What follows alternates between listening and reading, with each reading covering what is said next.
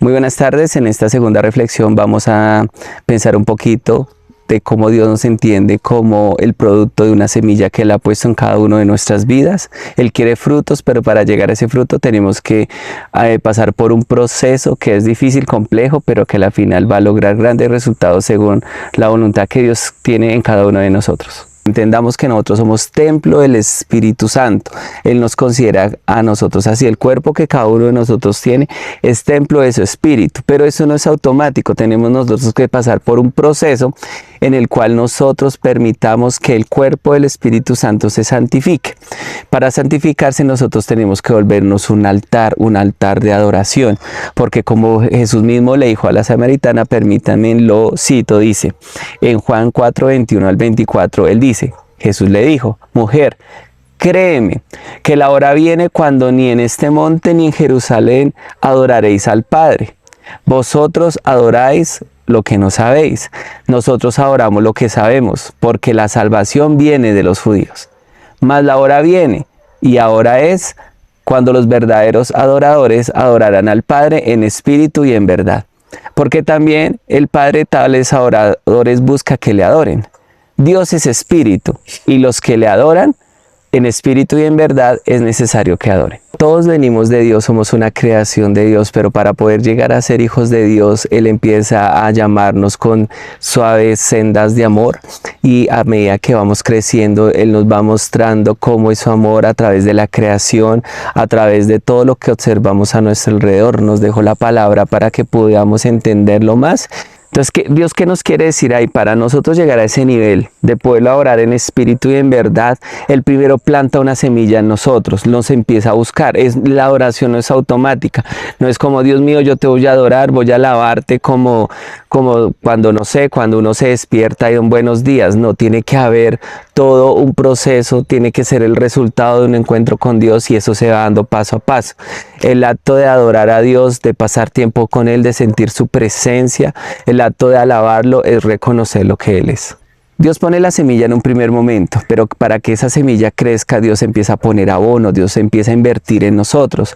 Nos muestra su palabra, nos muestra personas que nos hablan de Dios, nos muestra a través de su creación lo mucho que nos ama, pero es uno el que en ese conocimiento se va acercando a Él. Uno es el que tiene que tener la decisión de escuchar la voz que Él nos dice, de escuchar su voz, de permitir que con su voz podamos acercarnos más a Él. Y ahí es cuando en ese conocimiento de quién es Dios verdaderamente vamos a poderlo sentir en espíritu y en verdad. Eso es un proceso y cada uno de nosotros tiene que vivirlo. Los verdaderos adoradores no están en un lugar específico, y quiero que no olviden esto. Están en cualquier parte del mundo donde Dios, después de haber puesto su semilla, uno permite que esa semilla crezca para poder tener ese encuentro con Él, pero es personal. No está en un lugar específico. Yo puedo estar en el bosque, en el campo, puedo estar en el río, en una quebrada, puedo estar en la cima de una montaña. La persona que de verdad está buscando a Dios con sed, que tiene hambre y sed de Él, va a tener la posibilidad de encontrarlo, pero eso es un proceso personal. Acercarse a Dios no es automático. Él por eso dejó su palabra, por eso instituyó su primera iglesia después de la muerte de nuestro Señor Jesucristo. ¿Para qué? Para que la iglesia que se empezó a conformar hace aproximadamente 2000 años fuera llamando a más y más personas. Entonces la iglesia tiene que recordar lo que fue el gran mandato que Jesucristo dio antes de ascender. Lo leo en San Mateo 28, 19, dice: por tanto, id y haced discípulos a todas las naciones, bautizándolos en el nombre del Padre, del Hijo y del Espíritu Santo. Entonces, ¿qué es lo que pasa? La iglesia tiene el objetivo de presentarle a Dios, presentarle a las personas a Dios, que la puedan conocer. Entonces, para eso hay que discipularlas. El mismo Señor Jesucristo discipuló por 3 años a las personas que Él escogió, y después de esos 3 años fue que permitió que el Espíritu Santo llegara en Pentecostés, pero después de que pasó por un proceso de discipulado.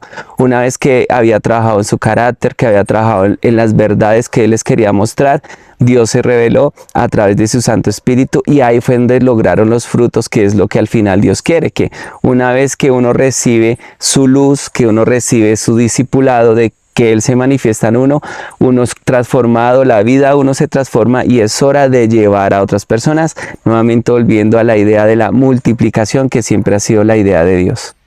Entonces una persona que es discipulada y conectándolo con la idea anterior es una persona que está adorando a Dios en espíritu y en verdad. El resultado del discipulado es que la persona tenga un encuentro con Dios y ya pueda tener conexión con nuestro Creador. Cuando tiene esa conexión, Dios no quiere que uno se quede con esa experiencia tan hermosa, sino que uno la pueda compartir. Jesucristo ya llegó una vez al mundo, como sabemos, en Belén, cuando llegó las profecías tenía que venir de una manera humilde, pobre, porque le estaba llevando las consecuencias de nuestro pecado.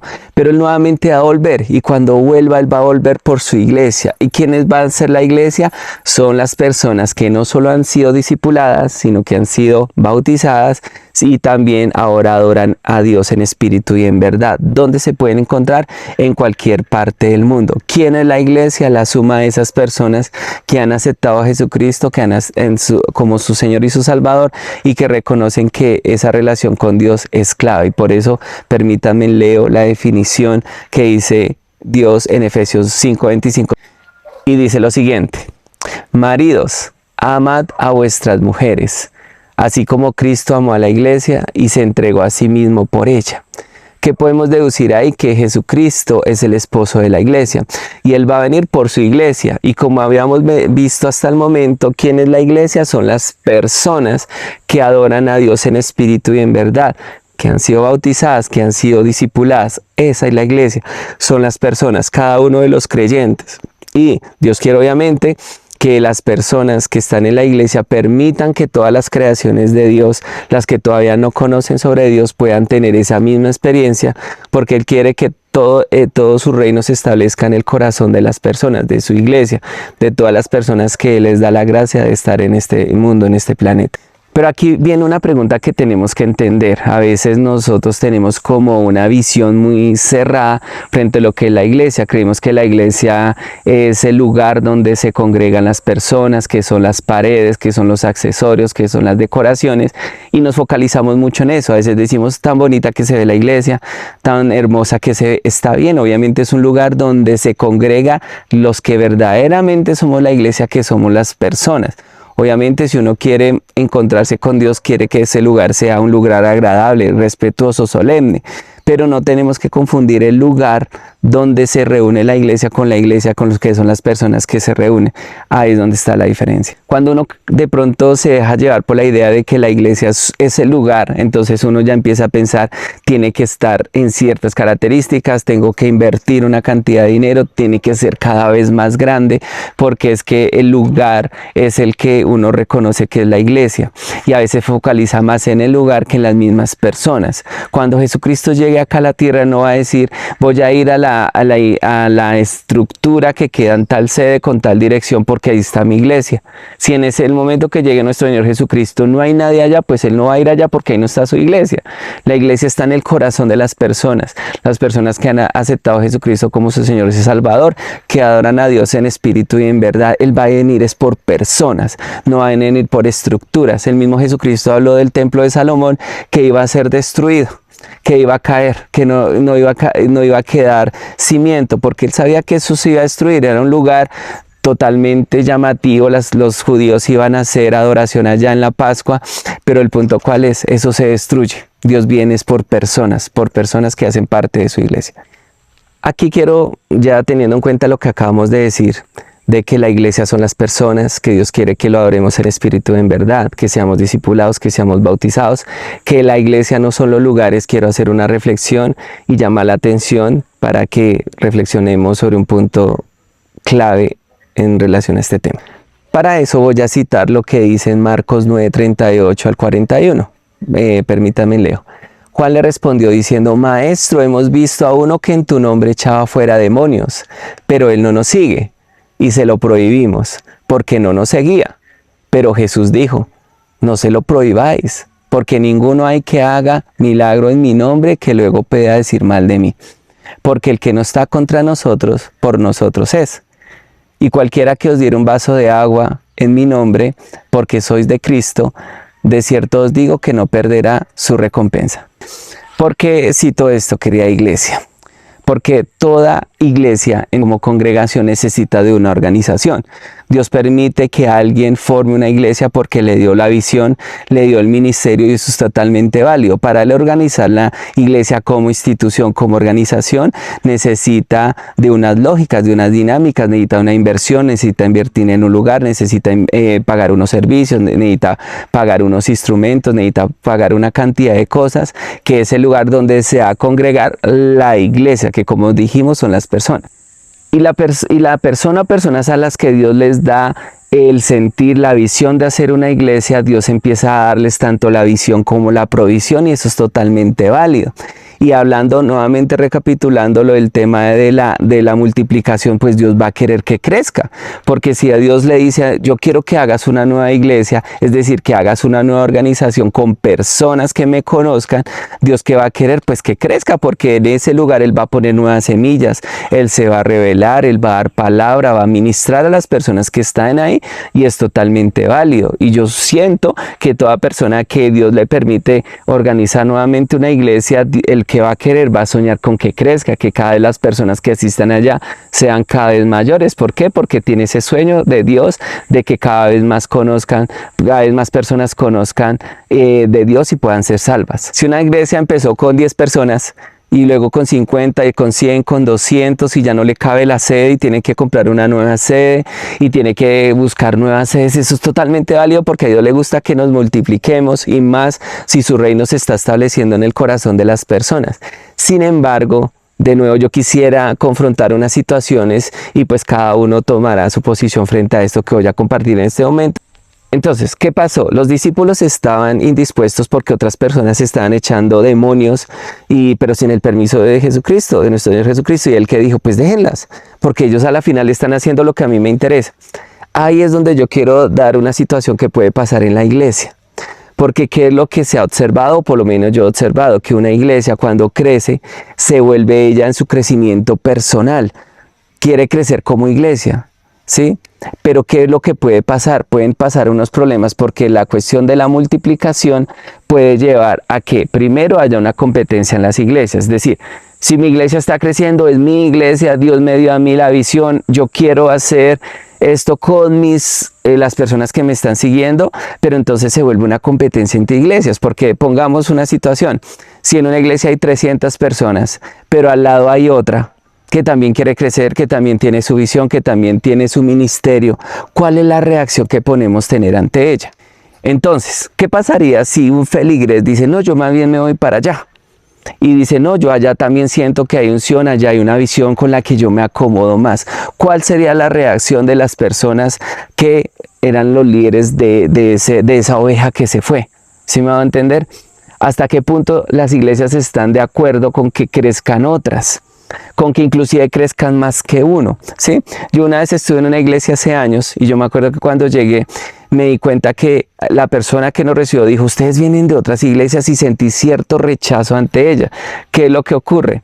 A veces las iglesias crecen y quieren que el crecimiento sea solo para ellas, pero pongámonos a pensar una cuestión.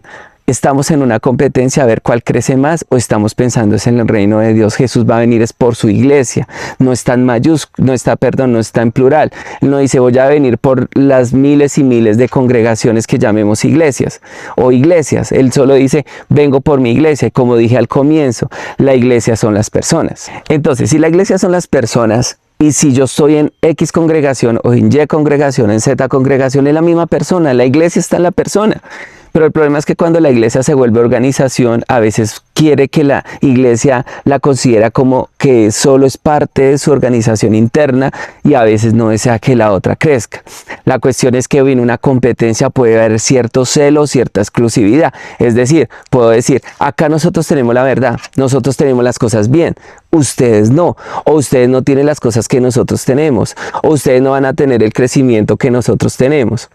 Cuando eso pasa, lo que estamos haciendo es como cuando los discípulos empiezan a decir, Maestro, ¿quién es el primero entre nosotros? Y Jesús dice, si usted quiere ser el primero, tiene que ser el que más sirva. Simplemente tienes que estar buscando que cada vez más personas conozcan de Cristo. Si en otro lado lo encontraron y si crecieron más allá y si más personas crecieron allá, pues excelente, porque está creciendo la iglesia de Cristo. El problema es cuando entre las iglesias se entienden como una institución que tiene que crecer de manera excluyente, haciendo que de alguna manera las demás se rechacen. ¿Qué pasaría si, por ejemplo, Dios en su unción le da a alguien la oportunidad de crear una nueva iglesia? ¿Hasta qué punto los líderes de esa iglesia le van a dar la mano y le van a decir, hágalo? Vaya, crezca, salve más almas para Cristo. O va a tener la posición de decir, no, si usted se va acá no va a tener la unción que aquí tiene, no va a tener el crecimiento que aquí tiene. O usted simplemente nos está traicionando o nos está de alguna manera haciendo competencia. No, es que Jesús no habla de competencia, él mismo lo dice. Pues si ellos están haciendo la misma obra, déjelos, porque a la final todos vamos hacia el mismo lado. Aquí, ¿cuál es el objetivo? Que mi congregación crezca o que el reino de Dios se expanda. Y si el reino de Dios se expande con feligreses que están en mi iglesia, con creyentes que están en mi iglesia y que luego van a hacer sus propios procesos, porque Dios les ha dado también visiones, pues pidan que Dios les dé la confirmación. Y si es así, ¿cómo vamos a ir en contra de la voz de Dios? ¿Sí? No pensemos solo en que nuestra congregación crezca, sino que el reino de Dios crezca. Mientras pensemos que estamos compitiendo, que sentimos que aquí es donde de verdad está la verdad y no permitimos que el reino de Dios sea el que se expanda, pues va a ser complejo, porque Dios lo que quiere es que nosotros podamos seguir llevando su luz a otras personas. Entonces, ¿qué pasa? Todos somos creaciones de Dios, pero hay personas que mueren sin haber conocido la verdad, sin haber tenido la posibilidad de conocer al Dios que les permitió estar en este planeta. Y Dios por eso quiere que expandamos su luz. Vea lo que dice en Mateo 9, 35, 38, y con esto voy cerrando esta reflexión. Dice, recorría Jesús todas las ciudades y aldeas, enseñando en las sinagogas de ellos y predicando el evangelio del reino, y sanando toda enfermedad y toda dolencia en el pueblo. Y al ver las multitudes tuvo compasión de ellas, pues porque estaban desamparadas y dispersas como ovejas que no tienen pastor. Entonces dijo a sus discípulos, a la verdad, la mies es mucha, mas los obreros pocos. Rogad pues al Señor de la mies que envíe obreros a su mies. Entonces, la iglesia tiene dos opciones. El grupo de personas que estamos buscando a Dios tiene dos opciones. Cuando nos congregamos, podemos cerrarnos a nosotros mismos, decir, solo acá está la verdad, aquí vamos a crecer nosotros, vamos a tener nueva sed, vamos a ser reconocidos. O vamos a estar mirando hacia afuera. Tenemos que ser luz del mundo. Es decir, la iglesia misma se tiene que abrir y tiene que buscar, mientras se congrega, llenarse de dones, llenarse de la palabra de Dios para ir al mundo, porque hay muchas personas que están sufriendo. Hay personas que necesitan de Dios y necesita abrirse la iglesia a buscar a las personas perdidas. Entonces la iglesia no tiene que estar compitiendo una con otra, se tiene que aprender recíprocamente. Si yo veo que en la iglesia del lado tienen una unción profética y yo no la tengo, ¿por qué no compartir? Decir, Dios mío, yo quiero de eso, quiero que esa iglesia me enseñe. Si en esa iglesia se da la parte evangelística o la parte de discernimiento o la parte de muchachos trabajando para Dios, ¿por qué no permitir aprender unas de otras en vez de decir, es que yo soy el que tengo que crecer? Cuando una persona se va de mi congregación y hace su propia iglesia es porque va Dios a dar muchos frutos allá también. Entonces, si la mies es mucha, si hay tanto que hacer en el mundo, la iglesia tienes que complementarse. Si hay una iglesia pequeña, porque yo no he visto una iglesia grande que dice, vamos, reunamos a todas las iglesias que están creciendo para ver cómo pueden crecer, aprendan en nosotros, y si inclusive crecen más de nosotros, pues no importa. ¿Qué significa el crecimiento? Que el reino de Dios se está expandiendo en otros lados que no es el mío, no hay lío. Porque aquí lo importante no es mi reconocimiento como el líder de una congregación. Aquí lo importante es que más personas conozcan a Dios, que más personas sean salvas. Y si bien sea acá o en otros lugares son salvas, eso es lo importante, porque Dios va a venir por su iglesia. No va a empezar a contar cuántas congregaciones hay. Él va a decir, yo necesito a las personas en las cuales yo estoy viviendo con ellas. Las personas que yo vivo en su corazón y que son altares vivos, que son ese templo del Espíritu Santo, sea santificado para que Dios vea en ellos. Es así de sencillo. En el cielo Yo no imagino que van a haber subiglesias, subcategorías de organizaciones, sino va a haber la iglesia de Cristo. Ya dejemos esa idea de que estamos compitiendo y busquemos el crecimiento de entre todos, porque como dice en la palabra, si alguien no está en contra de nosotros, pues está a favor de nosotros. Si Dios tiene un mismo propósito, busquemos que cada vez más personas puedan llegar a ese propósito. Pueden ser en mi congregación o no, pero dejemos esa visión de competencia y emprendamos a ser uno como el Padre es uno con nuestro Señor Jesucristo.